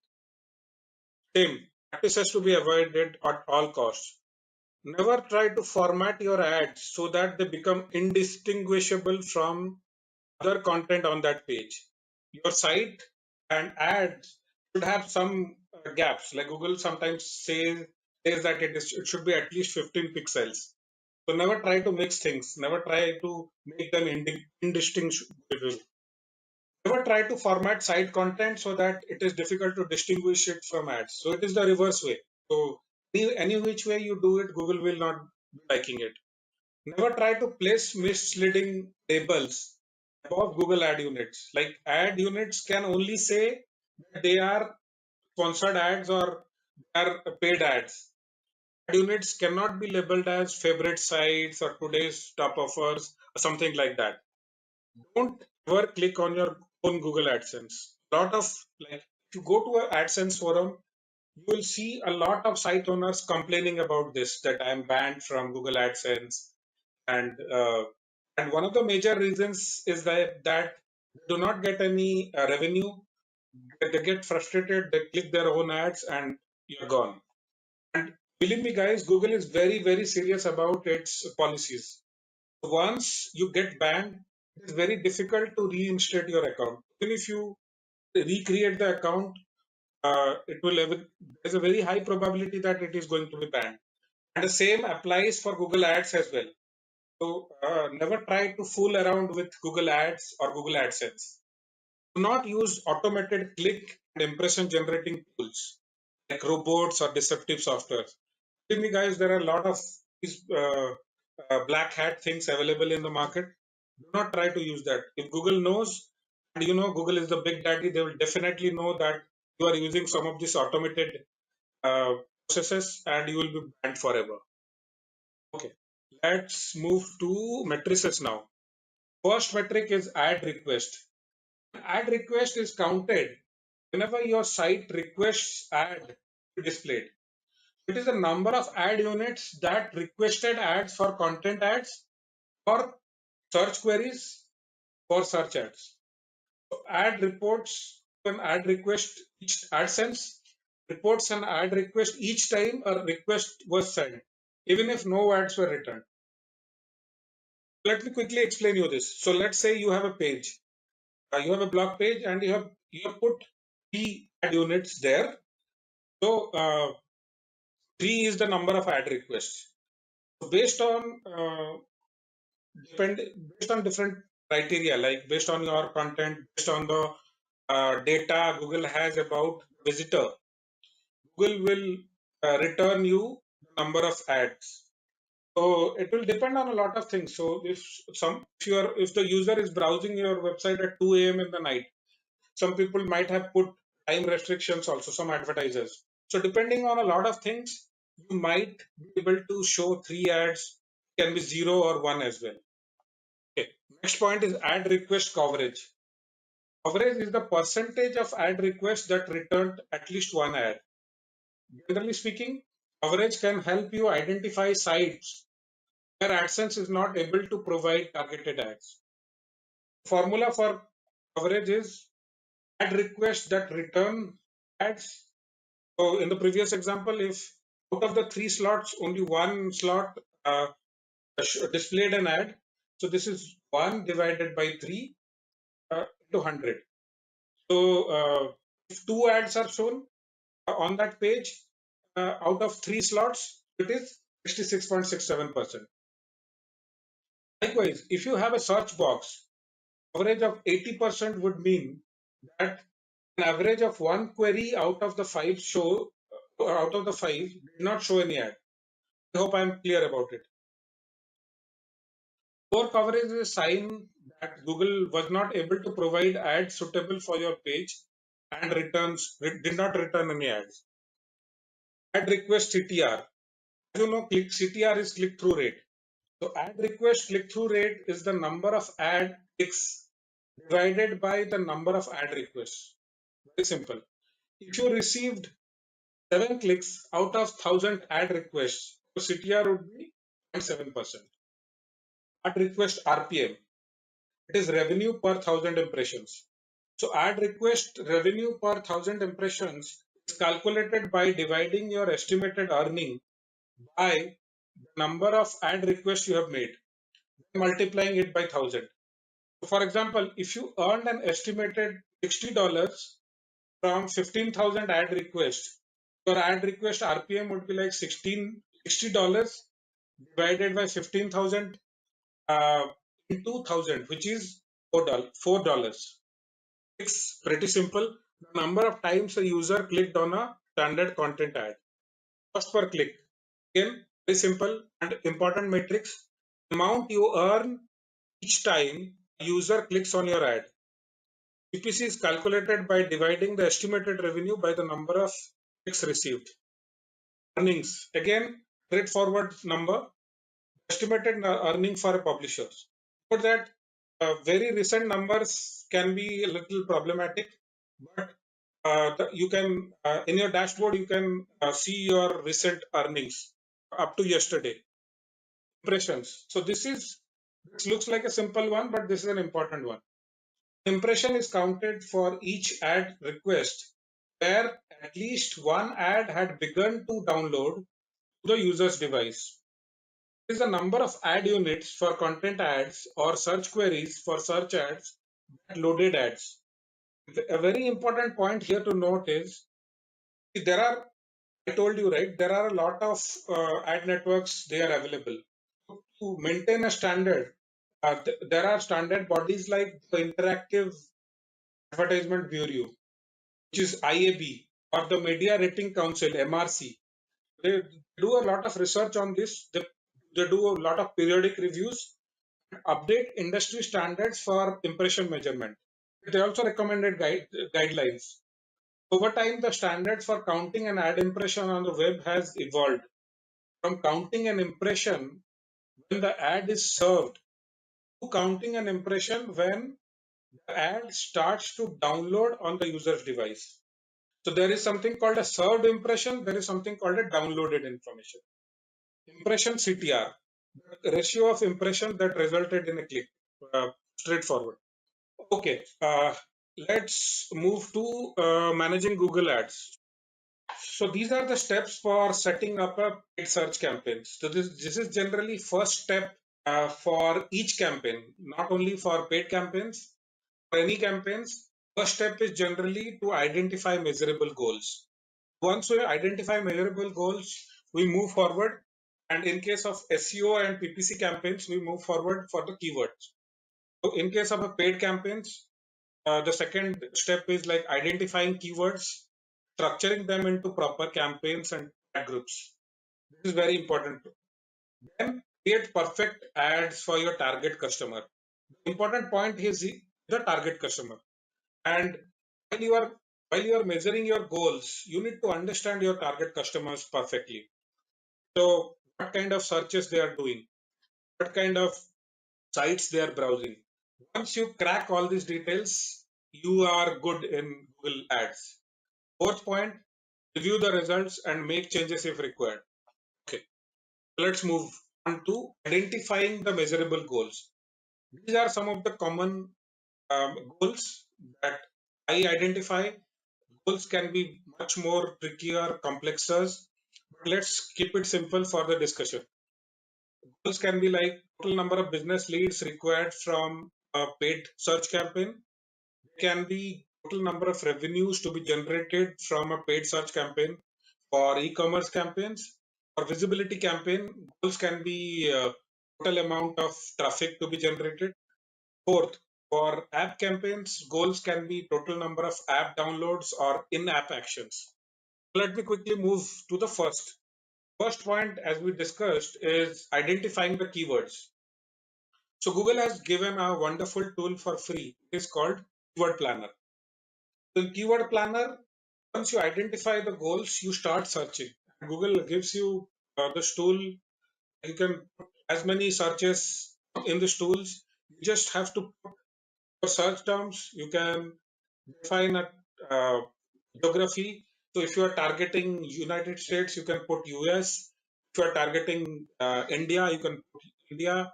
If I am creating a campaign specific for Bangalore, I can put Bangalore.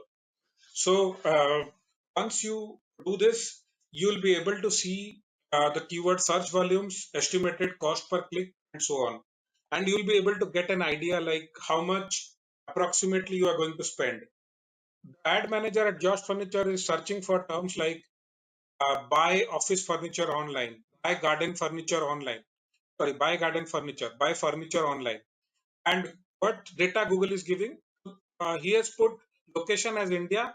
It could have been narrowed down. It could have been Bangalore or Chennai or narrower also. So yeah, once they are putting this data, they are getting average monthly searches. Competition, you can see clearly see the competition is very high, and because they have already not started the ads, the ad impression shares are not shown. Then you can also see the top of the page bid in the low range and higher range. So for buy office furniture online, Josh Furniture knows that I have to spend something like 2 rupees to 20 rupees.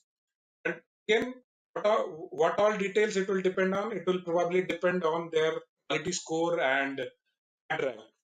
Let me move to campaigns. Very important. This is the first structure. Campaign is like I generally take this approach. I create campaigns according to network, geography, device segmentation, product type, and probably many other details. So I'll give an example. Josh Furniture selling chairs and tables in Bangalore and Chennai. So look at the data point. It's a furniture company. It can sell chairs. It can sell tables. It can sell uh, garden chairs. It can sell garden furniture. It can sell bedroom furniture. Different set of keywords. Two different locations, Bangalore and Chennai. They also have like you can select text ads or display ads. Depending on that, you can select first. First step is to uh, create a good campaign structure for search ad campaign for garden furniture for Bangalore. So choose one keyword theme, choose one location, and choose one network. So search network, one keyword theme, which is garden furniture, one location Bangalore. Create a create a campaign first, give it a meaningful name, start working, start optimizing. Similarly, create a create one for display ads as well. Then once you master the structure, for the next campaigns, you just need to load campaign settings. I have highlighted here that no need to add the campaign setting every time. You can just load your campaign settings. Then comes ad groups, very important point. Ad groups are part of like the ad campaign and sorry, yeah, they are part of the ad campaign. They help in recognizing the ads by common theme. So if you select garden furniture, you can again go granular. So it can be like garden chairs, it can be garden tables, it can be something else. So My advice here, go as granular as possible. Select very tightly themed ad groups. Choose 2, 3, 4 keywords max. Do not go beyond that level. Create targeted ads for those keywords. At the ad group level, bidding is done to control the ads display. So let's move to the next point, ad copy creation. Again, probably the most important point for text ads and similarly for display ads. So for time constraints, I have taken the example of text ads. As you can see, in a text ad copy, there is a final URL. There is a headline one which is 30 characters, headline 2 30 characters, headline 3 is 30 characters. Point to be noted here, headline 3 has been recently introduced. It may or may not show. So headline 1 and headline 2 will definitely show. Depending on the devices, depending on various other points, these factors will show. Then there is a display path, which is like your website name slash path1 slash path2. So for example, in case of Josh Furniture, it can be joshfurnitureshop.com slash garden furniture. There is description 1, which is 90 characters, and description 2 would be 90 characters. And when you type things here, Google will show you two previews, one for desktop, second for mobiles. Effectively reach your potential customers, text ads should be very specific, relevant, attractive, and empowering. Some of the good practices that you can follow, you can highlight the differentiating factor first. Then you can include at least one keyword. So remember, inside your ad group, there are 3, 4, 5, 6 keywords. You can choose to go very broad and you can put 20 keywords. But do you think that if you create one ad or 20 keywords, would you be able to do a justice? No, right? So that is why I told you that keep the things tight, keep them tightly themed, maximum 2, 3, 4 keywords, 5 keywords per ad group. Then include your call to action like buy now or call us now, visit our store. Fourth point, include prices, promotions, exclusive, self-explained. Fifth point, make sure the ad text matches with the landing page. Most important point, we covered this point. Whatever is your ad, like whatever is the term which is creating your ad, so the keyword, text, and the landing page should all be on the same page. They should speak the same language. Make sure your ad extensions complement your ad copy. How? We see in the next slide.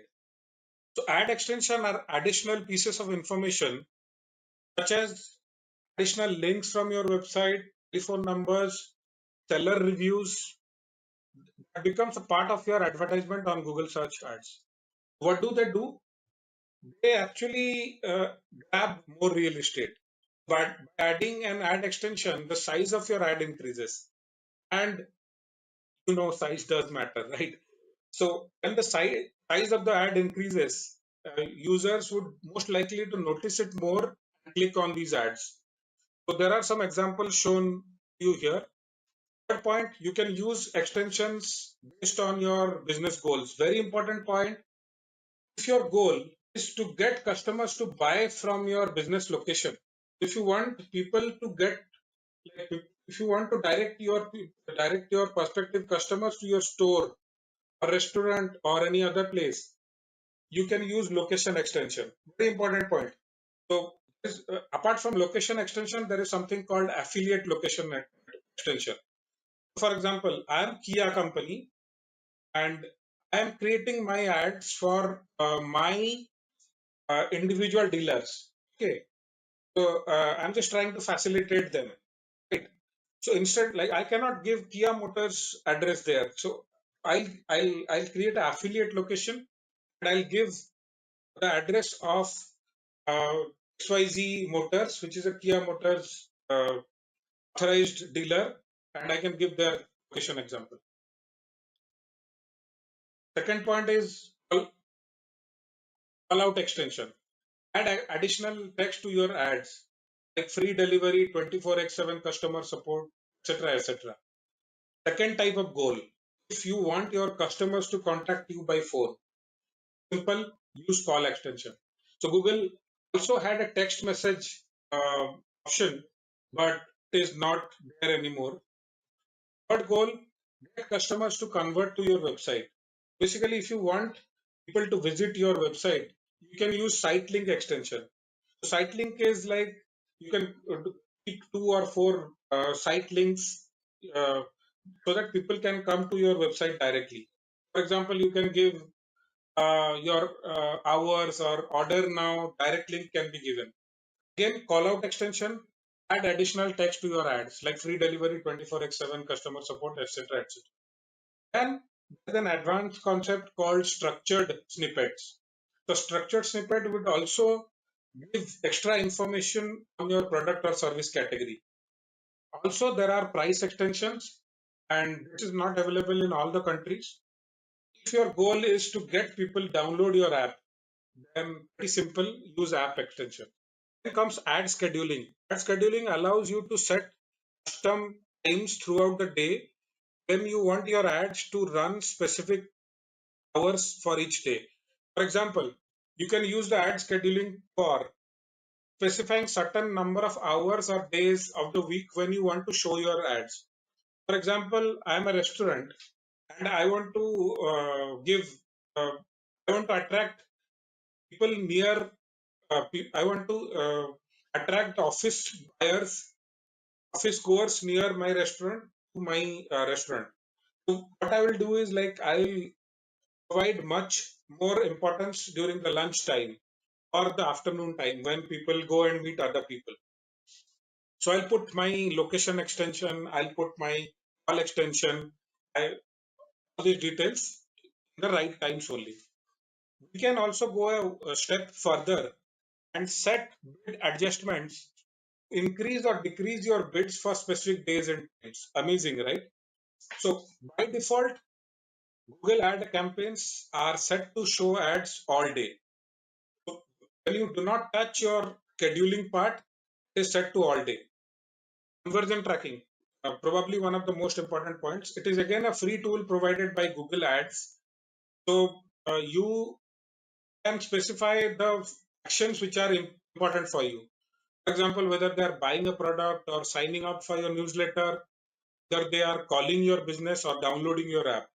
Depending on your business goal, you can set it up.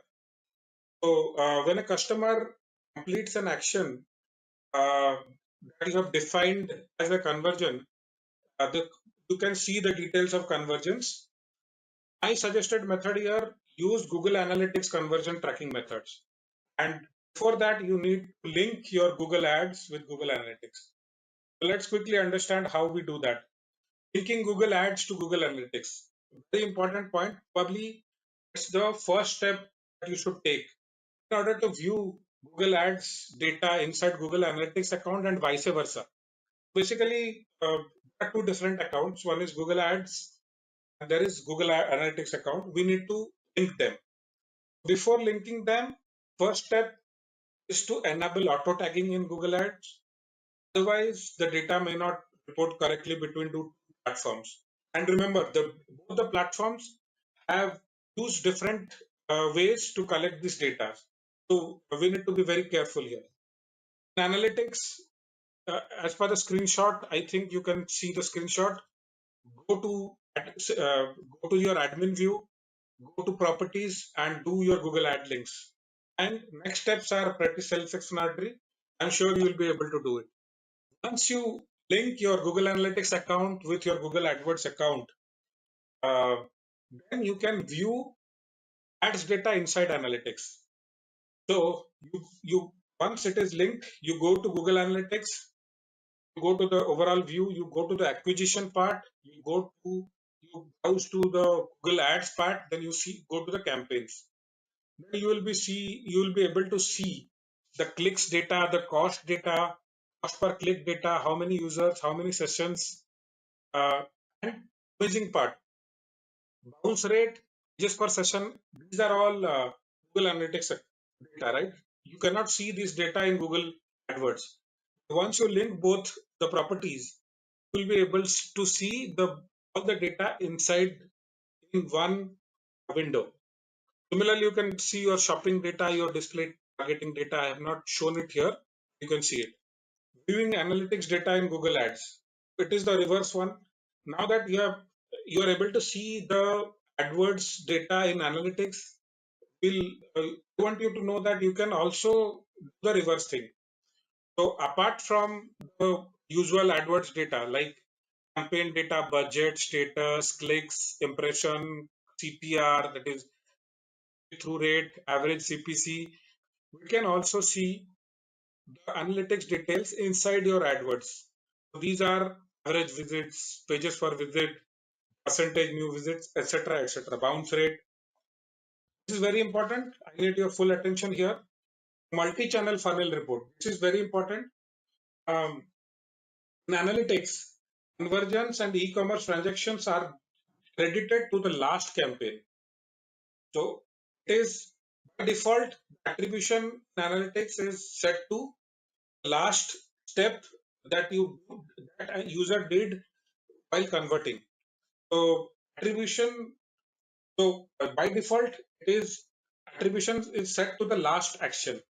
So probably it is the last search or last paid ad. Uh, by default it will be shown like that. But what role did prior website referrals, searches, or ads play in that convergence? We need to understand that. How much time passed between the user's initial interest and his or her purchase? We need to understand in order to understand the user funnel, how the user moved from top of the funnel to bottom of the funnel. It is very important. To understand that, we need to see that, okay, first time the user came to my site using a paid ad, then probably he or she came directly and converted, or probably they came to my website for using paid search, then do some display campaign, they converted. So in this report, I want you all to check this report. There are paths given like that. So users have come first, they have come via paid search like text ads and all. Then they have come via display ads.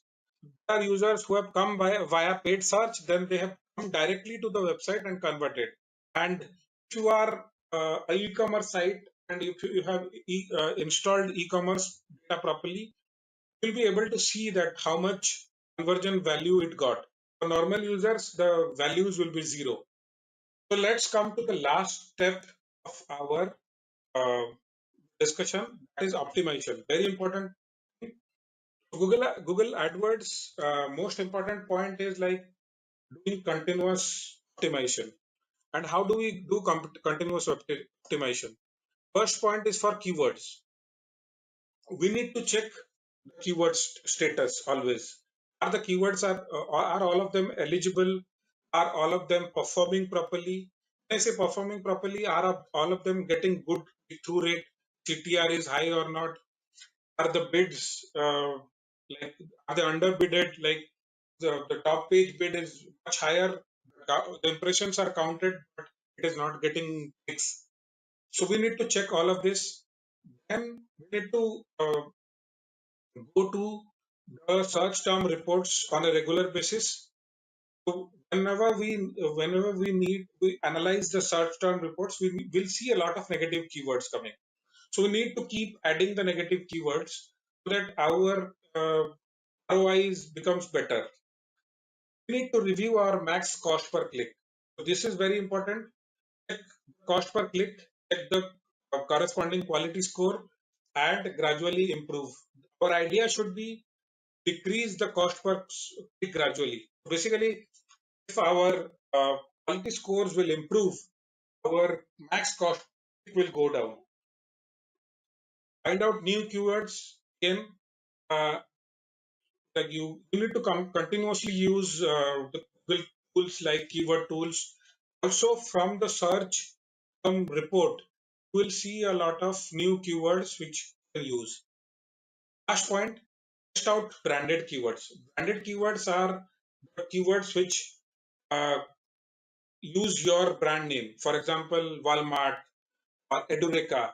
People do not remember Edureka website. You will just type Edureka and they will come to your they will get a CRP page. We need to bid on these as well. Let's move to the next point. Tighten up campaign structure. Very important point. The ad group should be tightly structured. It should have maximum 2, 3, 4 keywords so that we can do a justice to these keywords and put a text which properly caters to all these keywords. So generally what happens when we start our campaigns, we are not that particular. So we create slightly broader ad groups. So in case we had done that, nothing to worry about. There's always room for restructuring. Keep reviewing the campaigns. And also one point here, most of the time, advertisers are under pressure that, okay, we need to deliver an ad campaign within 1 day or 2 days. So initially we might not get time for a very good ad structuring. I would recommend you to do that. And then when you get time in the future, you can always go back to the same campaigns, do restructuring, split up ad groups. Again, review your ads. You need to, whatever good ad you have produced, you need to return to those ads. You need to continuously test new ads. The first thing, for any ad group, you should at least create 3 ad groups. At least.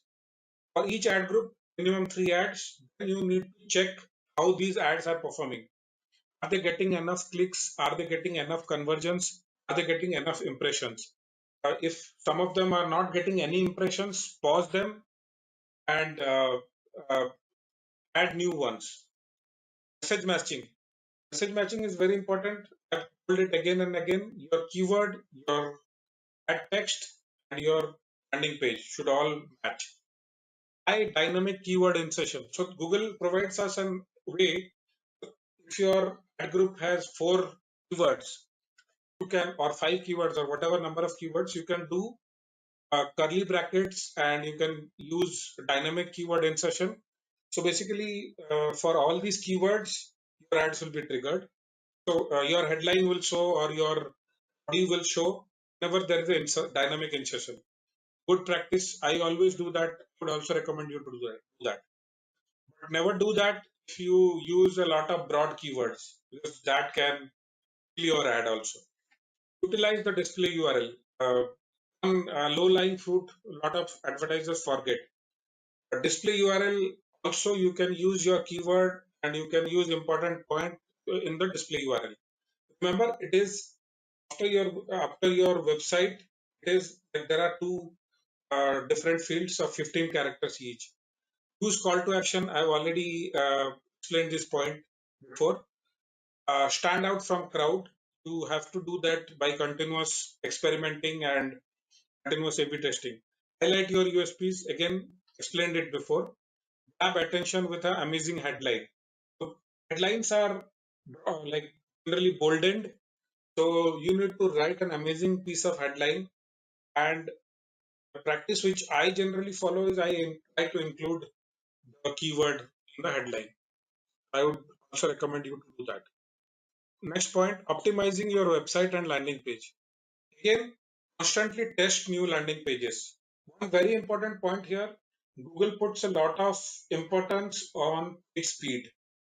And Google always improves the quality of page speed.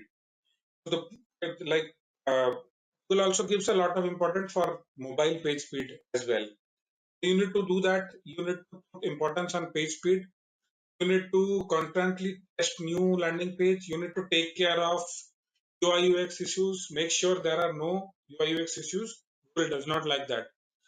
Keep your language and cultural aspects in mind. A lot of time, what happens is we do a lot of multi targeting. Like I have also done this in the past. I've done the mistake. I created a campaign for US and UK. So I created like same. I used the same landing page blindly. I used the same text blindly. Strict no. Both the country people speak English, but way they speak English and the way they pick words are different. You need to take care of these small aspects in mind. Most important point: do the on-page fixing of landing pages. Do the SEO fixing of your landing pages properly, like assigning proper headline tag, title tag, proper meta descriptions, assigning proper image alt tags, etc., etc. Optimize your ad extensions. Ad extensions, very example, I explained you in detail. Use extensions as per your goals. Uh, Use whenever appropriate. Consider scheduling ad extensions as per your office timing or as per your store timing or as per your customer's convenience. You can measure your ad extension performance. So you need to do that periodically. Define your search. Review your location settings. Very important. Sometimes like people create an ad campaign for US. So let's remember that US has 50 states and US, the East Coast has a lot of search volumes. The West Coast has a lot of search volumes. Central part of US does not have a lot of search volume. From my experience, I'm telling this. So you need to further go down, further go more detailed. You can break down your locations from overall US to New York, probably New York State, New York City, California, like different cities of California. And you can also try out specific location targeted landing page. Believe me, they work amazing. Save money by scheduling. Schedule your ad only to appear during business hours. I explained this. Increase or decrease your bids depending on the results. Increase quality score.